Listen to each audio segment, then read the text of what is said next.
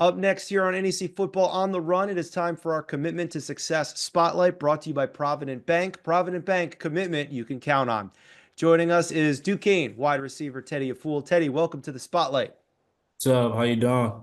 I'm doing well. We're excited to have you, especially on such a big week. I'm sure a busy week over there in Pittsburgh. Uh, but, Yeah. let, but let's go back to Saturday. Duquesne clinched to share the regular season title with a win over Wagner. You had quite a big day. What does it feel to get over 200 yards receiving? Because normal non-athletic people like me will never know what that feels like. First of all, I want to say like I'm happy that we got the first goal checked off, winning a share of the NEC championship. That was our dream. That was our goal of this season. But having a big game like that, I never really planned for that. I just planned to just attack every single game as it is. But I guess I had the hot hand on Saturday, and DP just kept feeding me, and the coaches just kept calling the plays for me. So and all it was just my teammates just being right there with me. I'd say so. Yeah, the hot hand, 10 catches, 208 yards, the touchdown, the last touchdown at the end of the game. You talked about DP. How has Darius kind of taken things to the next level this year? So in terms of how Darius is taking this to the next level, we all know like Darius is very talented quarterback, he's really good. The thing I like about him is, he definitely tells all the receivers, no matter the play, if it's a pass play, just run your route full speed. You never know if the ball's coming to you. And Darius does a great job with scrambling, just making sure make the big plays and stuff like that. So I think Darius has elevated in his scrambling ability. Now, when he's capable of that, does that kind of, I don't know, motivate's kind of the wrong word, but does that kind of inspire you to just keep going? Like just because you never know if play's broken, it still might come to you if he can extend it.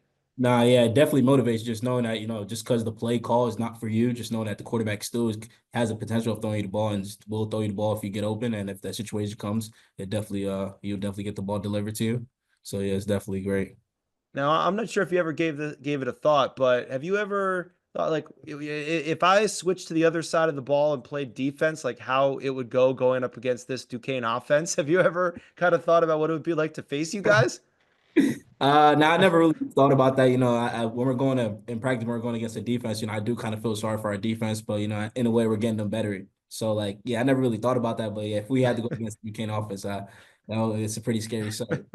I know. Well, that's what all the other teams are having to go through. But I'm an Eagles fan, and we have AJ Brown, Devontae I'm a Smith, and huge Eagles fan too. I'm sorry to cut this. you off. No, so you know quite well. Sometimes Yeah, it's an AJ game, sometimes it's Devontae game, yeah. sometimes Dallas gets his. So when you have a room with such great talented receivers, you have to kind of stay selfless. Everybody gets a day. So in your wide receiver room, being the great Eagles fan that you are, how does everybody kind of keep that same mindset?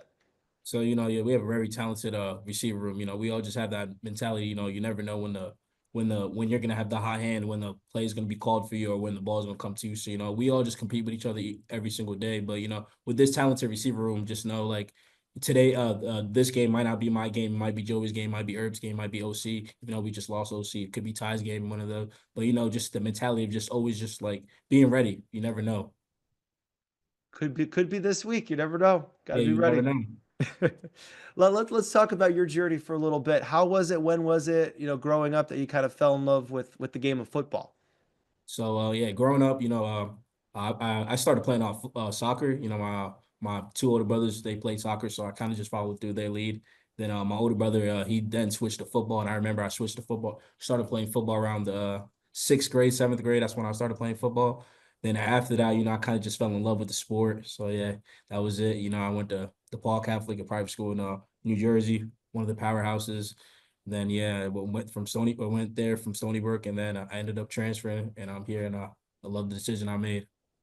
So what was it? What went into that decision to kind of, make that move, make that jump to come to Duquesne? What was, so attractive that kind of drew you in?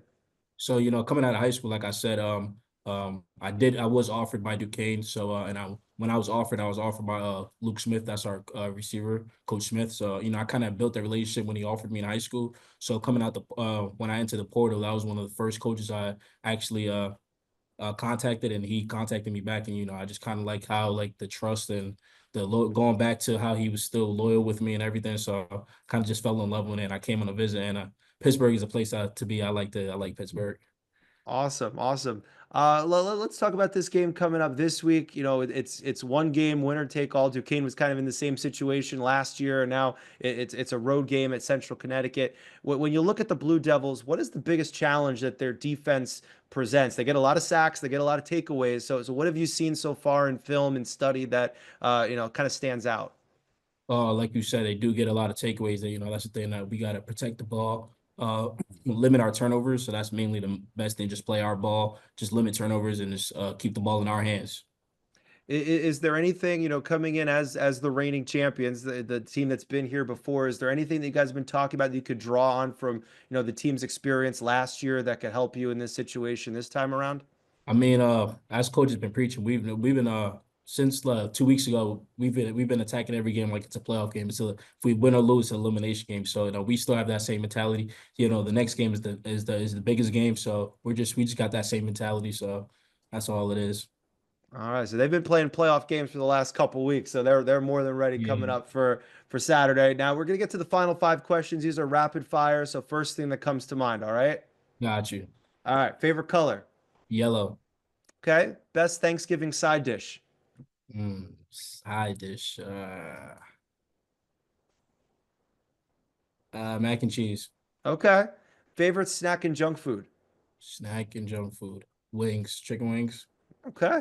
If we asked your teammates to describe you with one word, what do you think the one word would be that they would use to describe you?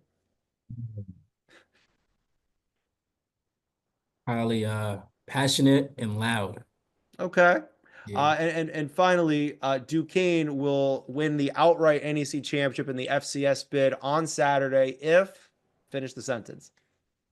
If Wait, repeat that. I'm sorry about that. Duquesne will win the NEC championship and the FCS bid outright on Saturday if, If Duquesne wins.